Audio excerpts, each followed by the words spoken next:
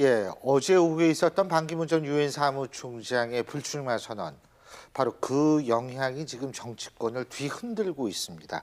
자, 오늘 이 부분에 대해서 집중적으로 분석을 해볼 텐데요. 지금 스튜디오에는 5분 나와 계십니다. 전 서울중앙지법 부장판사셨죠. 여상원 변호사, 위덕대학교 이상휘 부총장, 그리고 리서치앤리서치의 배종찬 본부장, 두문정치전략연구소 소양우 소장, 한국범죄학연구소 연구위원이신 김복춘 박사님 5분이십니다. 어서 오십시오. 안녕하세요. 안녕하십니까?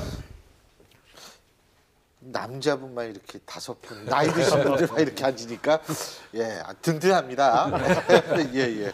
자, 우선 그 YTN, 저희 YTN이 긴급 여론조사 실시한 것을 집중적으로 분석해 볼 텐데요. 하나하나 세부적으로 분석하기 전에 일단은 이 전체적인 윤곽을 알아본다는 의미에서 한번 그 각 대선 후보별의 지지율부터 알아보겠습니다. 화면으로 보여주시죠. 예, 여러분 지금 보시다시피 문재인 더불어민주당 전 대표가 압도적인 1위입니다. 이것은 반기문 불출마 선언 직전의 여론조사였고요.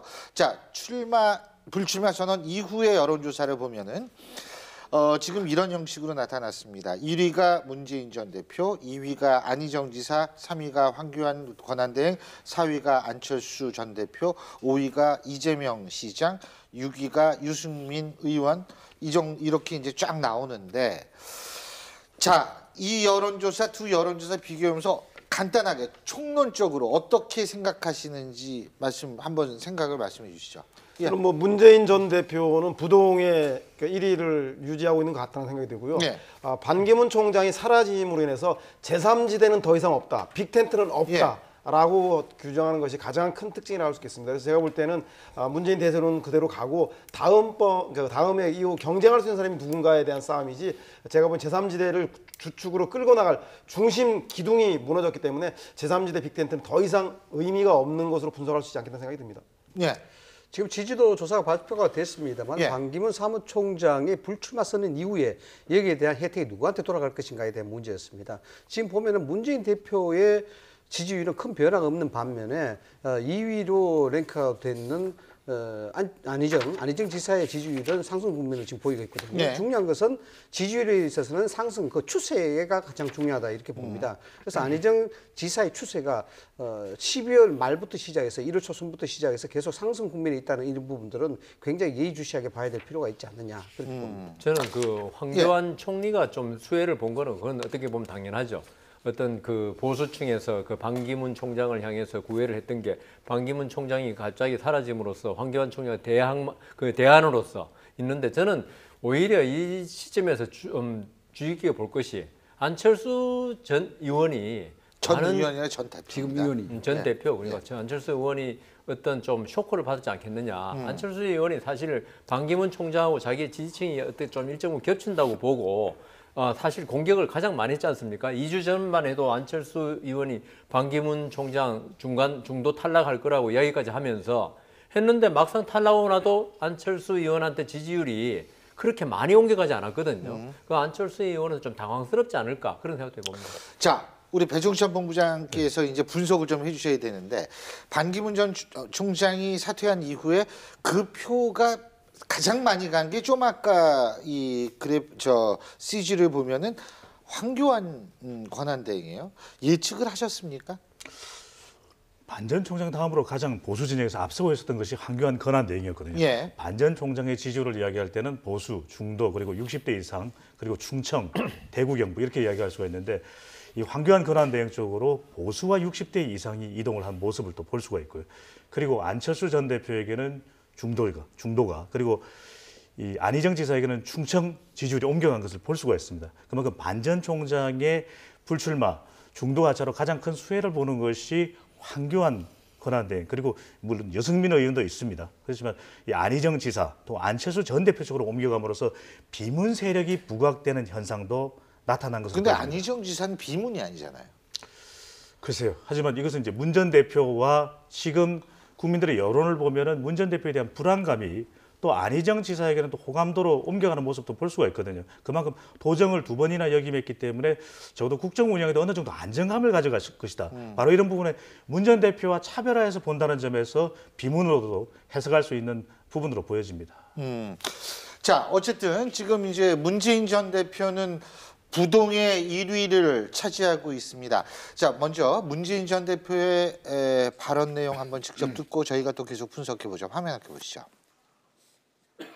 어느 지역에서 지지받으면 다른 지역에서는 배척받고 또 선거 당일 어느 지역에서 단치가 되면 다른 지역에서는 눈물바다가 됐는데 이번에 사상 처음으로 영남, 호남 모두에서 지지받는 그런 대통령이 되어서 그것으로 우리 정치 발전을 가로막아왔던 망국적인 지역구도 합합, 국민 통합을 이뤄내는 그런 새로운 대한민국의 첫 대통령 되고 싶습니다. 예, 앞서도 저희가 쭉 보여드렸습니다. 문재인 전 대표가 부동의 1위입니다. 근데 이제부터 우리는 어떤 쪽을 한번 생각을 해보냐면 삼자구도, 양자구도의 대결구도 속에서는 과연 문재인 전 대표가 어떻게 나타날지 한번 직접 보죠. 먼저 문재인 전 대표와 안철수 전 대표 그리고 유승민 의원 3자 대결일 경우에는 어떻게 될 것인가. 지금 한번 본다면 화면 예, 지금 50.3%가 나왔어요. 그 안철수, 유승민 두 사람이 거의 비슷하게 나왔습니다. 이거는 뭐를 의미할까요? 예. 네, 바로 이 그림을 보면은 분명하게 보실 수 있는 것은 진보는 뭉쳐져 있는데 보수는 뭉쳐져 있지 않다. 안철수 전 대표도 보수, 중도, 진보까지도 이 지지층들이 확대되어 있거든요. 그렇다면 여기서 유승민의 이 중도 보수, 또 유승민 이 의원도 이 지지층의 성격이 보수에만 그치지 않습니다. 중도까지도 외연이 확대되어 있거든요. 그러면 중도적 보수와 보수는 분열되어 있는 반면에 진보와 진보적 중도는 문 전 대표 쪽으로 결합되어 있는 모습을 볼 수 있습니다. 그럼 향후 과제는 과연 제3지대가 되었든 또 어떤 후보가 되었든 보수와 보수적 중도층을 누가 꽁꽁 결집하느냐, 이것이 관건이 될 것으로 전망됩니다. 일단 제가 볼 때는 새누리당은 대통령의 탄핵 책임론 때문에 논외로 치고 중도의 안철수와 보수의 유승민이 있는데 바른정당의 유승민이고 국민의당의 안철수인데 문제는 이 둘이 연대할 수 있을 거니까 중도와 보수가 연대해서 문재인 전 대표와 대항할 수 있는 힘을 기를 수 있을 것인가. 그렇게 됐을 때 호남 민심은 안철수가 바른정당과 연대했을 경우에 호남 민심은 정권 교체를 선택할 것인가 아니면 안철수를 따라서 중도 보수 연합을 지지할 것인가. 이것이 관전 포인트가 될 것 같았는데 제가 볼 때는 쉽지 않은 게임이다. 중도와 보수의 연합은 정권 교체를 바라는 국민의당 전통적 지지층인 호남 민심이 이것을 용납할 것인가. 그것이 가장 큰 관전 포인트가 되지 않겠다는 생각이 듭니다. 저 상태로 예. 본다 그러면은 3자 구도에 있어서 사실 보수 진영의 지지율 자체가 안철수 의원과 중도 개혁 보수 성향을 띠고 예. 있다고 판단을 한다 그러면은 안철수 전 대표의 지지도 그리고 유승민 의원의 지지도 이것이 이제 중첩으로 봐야 될 거 아니겠습니까? 그런데 우리가 흔히 이야기하는 대로 48대 51의 구도로 본다 그러면은 그 두 사람의 보수 중도 개혁이라든가 보수의 적통성이라든가 이런 지지 세력들이 붙여도 36%밖에 안 나온다는 얘기죠. 그러면 결국 이 3자 구도에 있어서는 나머지 3% 나머지 부분은 12%는 사실상 기권이라든가 아니면은 전체적으로 좌익층으로 남아 있을 그렇죠. 수도 있죠. 네, 그대로 침묵이 나서는 형태로 예. 그대로 남아 있는 그런 형태로 해석을 할 수 있는. 근데요, 자, 이 문재인 전 대표하고 황교안 권한대행 양자 대결 구도를 가정해서 YTN이 또 여론조사한 게 있는데요. 화면 좀 보여주시겠어요? 예. 근데 여기에서도 보면은 실제적으로 문재인 전 대표가 압도적이에요. 압도적인데 지금 보면은 자, 57.5대 이건 지금 유승민 의원으로 비교했을 때는 57.5대 28.8. 이건 단일화됐을 때를 가정을 해도 이렇게 차이가 나거든요. 그렇습니다. 유승민 의원이 보수층을 결집하지 못하고 있기 때문에 그렇습니다. 지금 보수 진영은 정당으로 보면 새누리당과 바른정당으로 나누어져 있는 것이거든요. 예.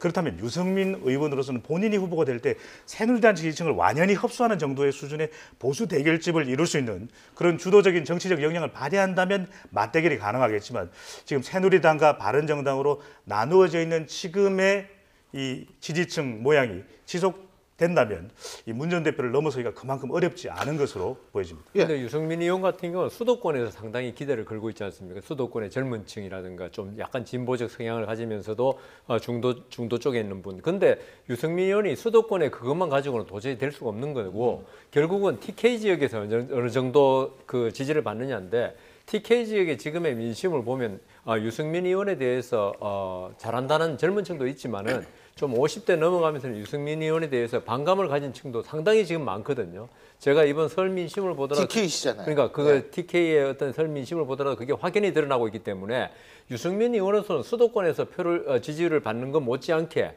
TK 지역에서 지지를 확보했는데 그게 지금 그거조차도 지금 약간 힘들고 있으니까 지금 지지율이 저렇게 지금 정치 상태를 보이고 있는 게 아닌가 그렇게 생각합니다. 지금 문재인 대표를 중심으로 그 3자 대결이든 양자 대결이든 가상 대결을 붙여봤는데도 불구하고 문재인 대표의 압도적인 50% 이상의 지지율이 나오는 것은 무엇을 의미하냐면 제가 볼 때는 천지가 개벽해도 빅텐트를 치더라도 아니면 스몰 텐트를 쳐서 합종 연행을 하더라도 유승민 단위로 보든 황교안 단위로 보든 안철수 단위로 보든 문재인을 깰 수 없다는 건데 그 배경은 뭐냐면 문재인의 개인적 호감도라기보다는 최순실 게이트와 박근혜 대통령 탄핵에 대한 정권 교체와 그리고 그 정권 심판에 대한 요구가 이미 운동장을 기울게 만들었다. 그렇기 때문에 이 기울어진 운동장을 어지간한 요동을 쳐서는 바꿀 수 없는 게 이 여론조사가 의미하는 거 아닌가 생각이 듭니다. 그러면은 지금 말씀하시죠, 부총리. 방금 지적을 하셨습니다. 그 문제도 분명히 이제 중요한 변수로 작용하고 있고 우리가 지금 두 가지 사례를 봤지 않습니까? 3자 구도와 양자 구도 이렇게 봤었는데 궁극적으로 이렇게 보면은 그 두 가지 사례에서 지지도가 문재인 전 대표 같은 경우에 50% 넘는다라는 부분. 그 나머지 지지도는 굉장히 30%에 불과한 두 사람을 더하든지 아니면 한 사람만 이야기하더라도 이것은 궁극적으로 이번 대선의 이념적 구도라든가 진보와 보수의 어떤 양립적 구도 이거보다는 인물론에 치중되는 그런 현상이 좀 강하다 이렇게 봐야 되겠죠. 그래서 이 보수 진영에서는 사실상 문재인을 능가할 만한 그러니까 반기문 이후에 나타날 수 있는 포스트 반기문이 누구냐에 대한 부분들을 강하게 좀 니즈로 나타나는 그런 형태라고 볼 수가 있습니다. 근데요, 자 그러면 여러분들의 말을 종합해 보면 문재인 대선은 맞네요. 그렇죠. 근데 이재명 시장은 오늘 아침에 저랑 인터뷰할 때 아니라고 그랬어요. 그거는 원래 제일 센 사람을 공격해야지 존재감을 부각시킬 수 있기 때문에 그 선수가 뛸 때 1등 보고 뛰지 2등이나 3등을 목표로 달리기 하지는 않지 않습니까? 그렇기 때문에 제가 볼 때는 이재명 시장이 당내 경선을 위해서 문재인 전 대표 1위이기 때문에 그 경쟁 상대로 두는 것 같다는 생각이 듭니다. 그런데 저는 이재명 시장을 제가 사실 작년에 다크호스로 꼽았었는데 이 촛불 동력이 조금씩 약화되면서 이재명 시장의 어떤 대선 지지도도 조금씩 내려간다. 이재명 시장이 사실 떴던 거는 촛불 집회가 계속 열리면서 이재명 시장의 어떤 진짜 사이다 같은 국민의 마음에 쏙쏙 드는 어떤 현 정권을 마구 파헤치는 그게 많은 지지를 받았었거든요. 그런데 그 동력이 조금 약화되면서 이재명 시장의 어떤 지지율도 같이 좀 하락하고 있다. 그런 생각이 듭니다. 지금 서영 소장님 말씀 맞다나 문재인 전 대표의 대세론이 있다면 안희정 지사의 약진이라는 건 사실 의미가 없어져 버려요. 이렇게 되면. 저는 그렇게 보지 않고요. 그 가장 큰 문제가 뭐냐면 사실상 반기문의 퇴출이 안철수를 띄워야 되는데 안철수를 띄우지 못하고 오히려 안희정을 띄울 가능성이 대단히 높습니다. 즉 호남 민심과 그 수도권의 변화를 바라는 민심이 문재인에게는 싫은데 정권교체를 바랄 때 그것이 안철수로 갔었는데 안철수가 옛날 구상품이 되는 신상품인 안희정에게 호남 민심이 쏠렸을 경우에 제가 볼 때는 문재인하고 안희정의 양강 구도가 야당 내에 형성될 가능성 또한 있다. 그렇게 되면 2위, 5위의 결선 투표를 통해서 2등에게 표를 모아지게 된다면 안희정과 문재인이 결선 투표에 올라갈 경우에 예측할 수 없는 바람의 흥행몰이가 되지 않겠나. 결선 투표라는 건 민주당 내에서 민주당 경선을 이야기하는 거죠. 당내 경선을 이야기하는데 그래서 저 부연해서 말씀을 드리자면 이렇습니다. 문재인 대표의 지지율은 30% 초반, 30% 초반에서 계속 이제 등락을 하고 있는 그런 입장인데 그 반면에 이제 안희정 지사의 지지율은 상승 국면을 그리고 있단 말입니다. 그런데 이 재밌는 현상이 안희정 지사의 지지율은 문재인 대표의 지지율을 갉아먹는 형태가 아니라는 겁니다. 이것이 이제 중요한 추세인데 그래서 결국 같은 편의 지지를 갉아먹는 것이 아니라 중도 보수, 합리적 개혁 보수 이런 쪽의 지지도를 흡입시키는 그런 효과를 지금 부분이 안희정 지사가 가지고 중요하네. 있다라는 예. 겁니다. 그런 것들은 안희정 지사가 지금 대권 행보에 있어서 여러 가지 정책을 발표하다가 예를 들어서 뭐 예. 사드에 대한 문제, 예. 그다음에 MB 정권의 정책에 대한 예. 뭐 개성 문제 이런 예. 문제를 이야기함으로써 기존에 있는 보수층을 끌어들이는 효과를 지금 계속 보이고 아하. 있다.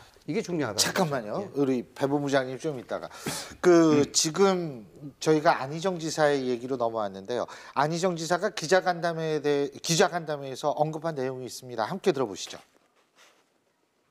한 번 더 생각하면 저 안희정이라고 생각합니다. 정권 교체 그 이상의 가치 저 안희정이라고 생각합니다. 젊은 시절 화염병 들고 짱돌 던지면서 많이 싸워봤습니다. 또한 지난 30년 정당인으로서 야당인으로서 비타협적인 투쟁 무수히 해봤습니다. 그러나 그 비타협적 투쟁만으로는 풀리지 않는 대한민국의 현실을 무수히 목격했습니다. 예, 새로운 정치를 해야 합니다. 예, 지금 안희정 지사의 얘기를 들어봤는데요. 배 본부장님, 네. 지금 우리 이상희 부총장님께서 중요한 부분을 지적하신 것 같아요. 이게 결국 지지층이 겹치지 않는다. 문재인 전 대표 동의하십니까? 겹치는 부분도 있고 겹치지 않는 부분도 예. 있는데 문 전 대표의 대세론 몇 가지 측면에서 좀 되짚어 봐야 됩니다. 예. 첫 번째로는 다자대결 구도에서 30% 초반이거든요. 예. 30% 초반이라면 이것을 과연 대세라고 이야기할 수 있을까? 예. 과거에도 30%, 35%까지 갔던 후보들도 중도 하차하는 경우들이 많았었거든요. 그렇다면 이 부분이 아직까지는 압도적이지는 않다. 하지만 이것을 양자 대결 구도로 갔을 때는 비문 쪽이 결집을 하지 못하기 때문에 대세처럼 비춰줄 수 있는 부분이거든요. 예. 이 대세인지 대세지 않느냐를 갖다가 지켜볼 수 있는 중요한 지표가 어느 정당도 지지하지 않고 있는 무당층에서 과연 압도적이냐? 압도적이지 않다라는 것입니다. 그들은 그만큼 아직까지는 문 전 대표에서 불안감을 느끼고 있다라는 것이고요. 또 이 대세 국면이 본인의 자생적인 경쟁력도 있겠지만 탄핵 국면 그리고 박근혜 대통령에 대한 비토 정서 때문에 강했다라는 것이라면 이제는 이 문 전 대표의 대세론과 관련해서 보수 대 진보 또는 여대 야의 대결이 아니라 야야 대결이 될 수가 있다는 예. 것입니다. 그렇다면 향후에 야야에서 한쪽의 비문 세력이 결집할 여지는 여전히 남아있다. 왜냐하면 이제는 더 이상 이것이 이 여야 대 대결이 되지 않는 것이 이념상의 대결이 되지 않는 것이 예. 세대 대결이 될 수 있다고 하는 것입니다. 예. 반 전 총장까지 사퇴한 마당에 문 전 대표도 직전 대선 후보였던 만큼 올드 리더십이다. 그렇다면 안희정 지사가 지금의 일종의 도깨비 드라마의 김신 효과, 이제는 우리가 직접 나서야 될 때라고 도깨비까지 이야기하면서 나오시네. 예. 안희정, 안철수, 이재명 이들이 나서게 되면은 말 그대로 50대 세대 기술론이 부각될 수가 있거든요. 그렇다면 이것은 세대 간의 대결, 대세론을 뒤집어 보면 세대론이 됩니다. 이런 식의 대결 양상이 되게 되면 예. 바로 안희정에게도 안희정, 안정 이제 우리에게도 예. 바로 직접 나서는 것이 강장의 민심이다라는 것이 야, 충분히 20대, 30대, 40대를 우리 자극할 수도 있을 것으로 배 보입니다. 본부장님이 오늘 그냥 말씀이 막 되네. 대세론을 뒤집으면 세대론이 되고. 야, 네, 사실상 진짜. 우리가 좀 집중해야 될 예. 부분들이 민주당 경선이 어떻게 되느냐 예. 부분입니다. 예. 그래서 이제 안희정 지사가 관심을 받고 예. 있는데 뭐 정치권에서는 그런 얘기를 합니다. 만약에 경선에서 문재인 대표가 되면은 본선이 힘들어지고 안희정 지사가 만약에 되면 본선이 쉬워진다 이런 얘기 있거든요. 예. 이런 얘기 뭐냐 그러면은 구체적인 어떤 근거는 없습니다만은 예를 들어서 추세에 있어서 예. 안희정 지사가 10% 초반대에서 15%를 예. 넘어간다. 이렇게 되면은 지금 방금 지적하셨던 배 본부장의 소위 말하는 비문 진영의 어떤 알겠습니다. 결속력 이런 것들이 15% 예. 지지도를 넘으면서 상당히 결속된 형태를 본다. 네. 그렇게 되면은 문재인 대세론이 굉장히 꺾일 수 있는 그런 가치고 아하. 우리가 굉장히 많다. 이렇게 예. 이제 보는 저는 거죠. 지금 세계적인 추세가요. SNS가 발전하면서 어떤 아웃사이더의 시대가 도래했다. 미국도 트럼프 아웃사이더였습니다. 예. 그다음 영국에서 브렉시트가 성공한 또 사실 아웃사이더의 힘이거든요. 그래서 이게 지금 기성 정치권에 대한 실망이 젊은이들 SNS로 인해서 아웃사이드에 대한 예. 그 어떤 선호로 나타나기 때문에 지금 말하자면 문재인 그 예. 저게 전 대표는 있죠. 아웃사이더가 아니고 기존의 아하. 정치인입니다. 알겠습니다. 그래서 비교적 아웃사이더라고 할 수 있는 안희정, 이재명에게 지지가 쏠리고 있는 게 그 예. 현상이다. 그래서 우리나라도 끝까지 가봐야 한다. 자, 지금 안희정 지사와 이재명 시장은 충분히 주목을 받고 있는 유력 대권 주자임은 확실합니다.